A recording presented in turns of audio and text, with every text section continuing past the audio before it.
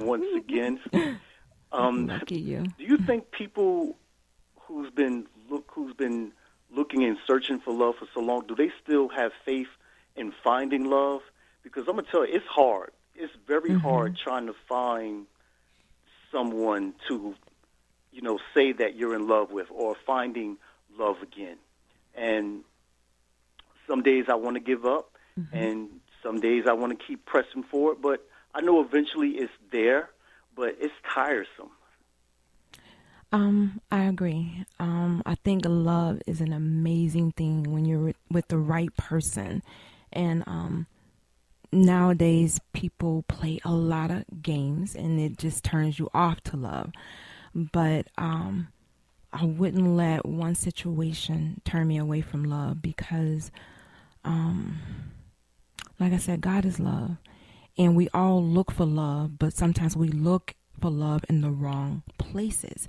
And that's why it's important to pray and ask God for the spirit of discernment so that when you meet someone, He will let you know.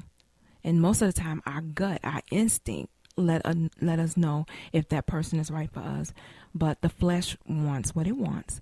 And a lot of time we ignore that because we want to be with somebody. We crave, companionship. I mean, it's normal because God, when He built Adam, He made Eve as well because He knew Adam was lonely.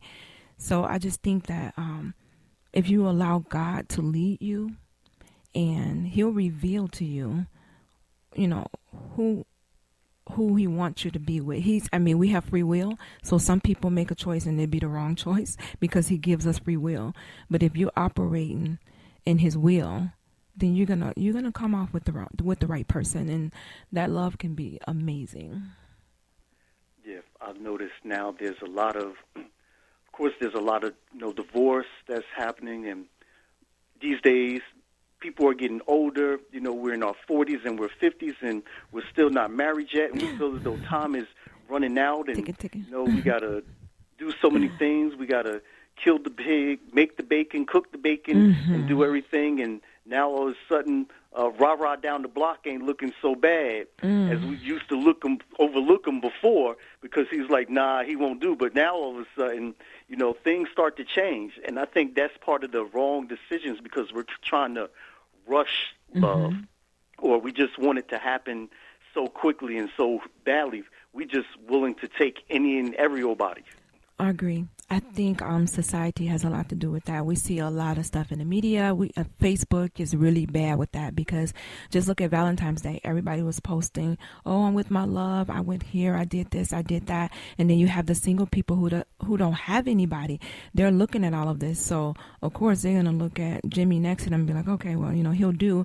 But I think that a lot of women have, and they probably going to be mad at me for saying this, have unrealistic expectations when it comes to the type of man that they want, and you're asking for stuff that you're not.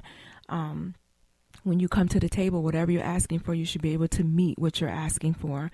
And sometimes God is going to bring it in a totally different package. And you're going to say, oh, I wanted somebody like Denzel.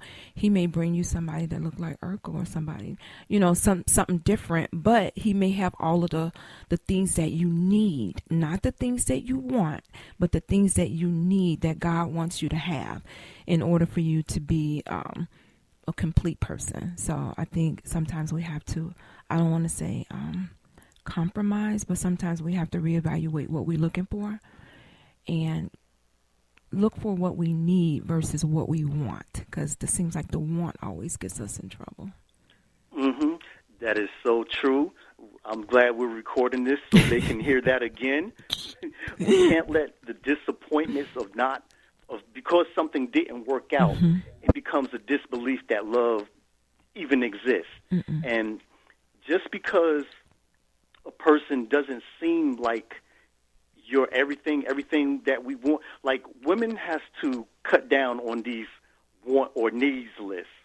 They are way too long of what they want. He has to be 6 feet tall, dark, and handsome.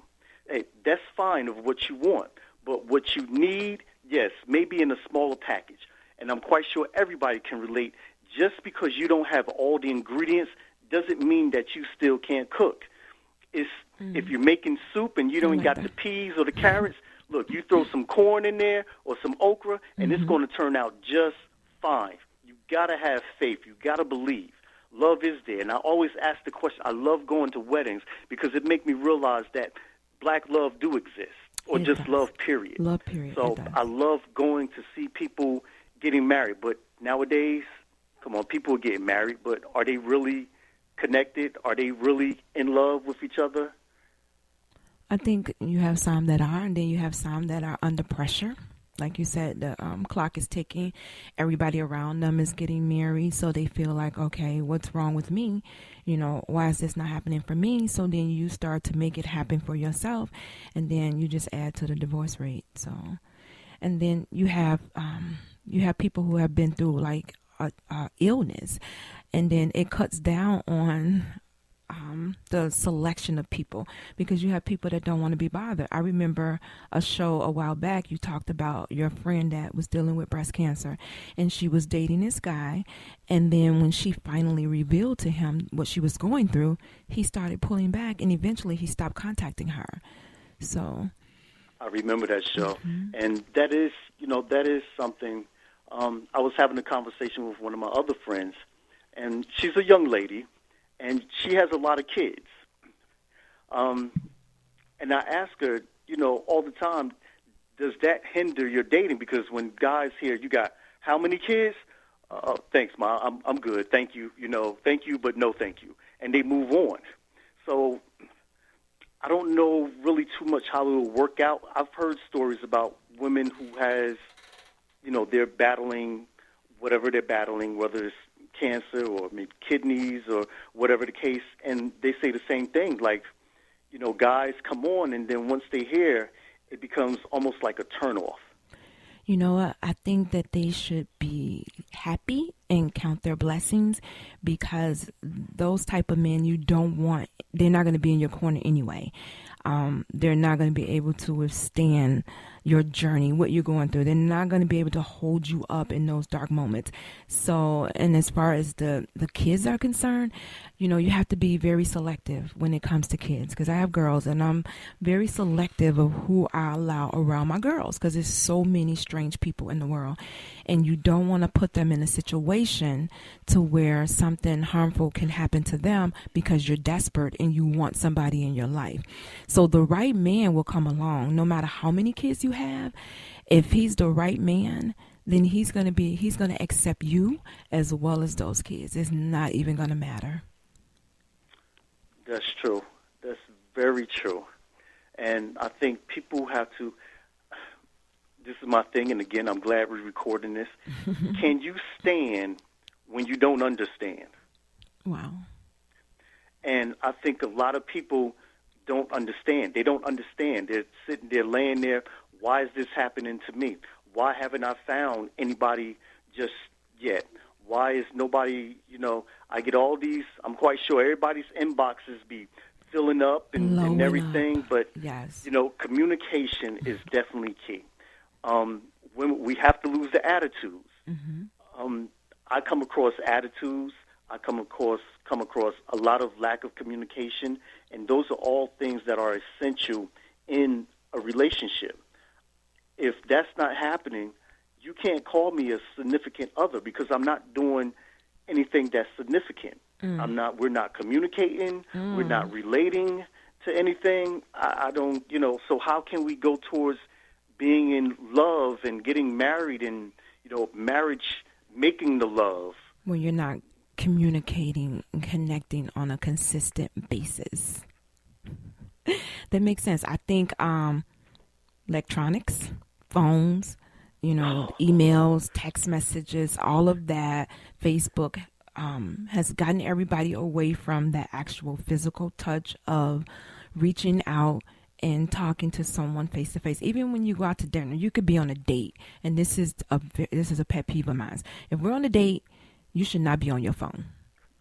at all. The phone should be off unless it's a super-duper emergency. Maybe the kids might be calling. That's different. I know knowing my daughter Madison, the house might be on fire possibly, or her and her crew, as they call themselves, the squad, the house may be turned upside down. I'm not sure, but I need, for those reasons I can see. But there should be no Facebook. There should be no Instagram. None of that stuff going on. And people spend hours and hours and hours. That's the new relationship now. It is. You could break up with somebody. You'd be like, it's over. And exactly. Facebook has ruined so many relationships. Oh, my God. Instagram. Who was that picture you was in with? Excuse me. What was that picture of? You were where and you told me you was here? Yeah. Facebook has ruined a lot of relationships, and it has miscommunicated a lot of relationships and marriages as well. I think people get it twisted. It's okay.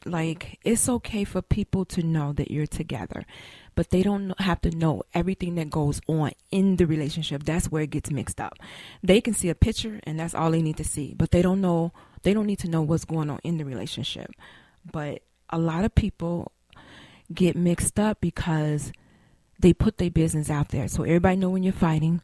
Everybody know, when you're mad at him. Everybody knows when you make up, and your relationship is out there. So when it leaves the door open for people to make comments.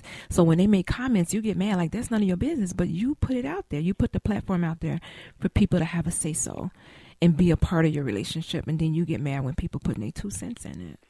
Yep.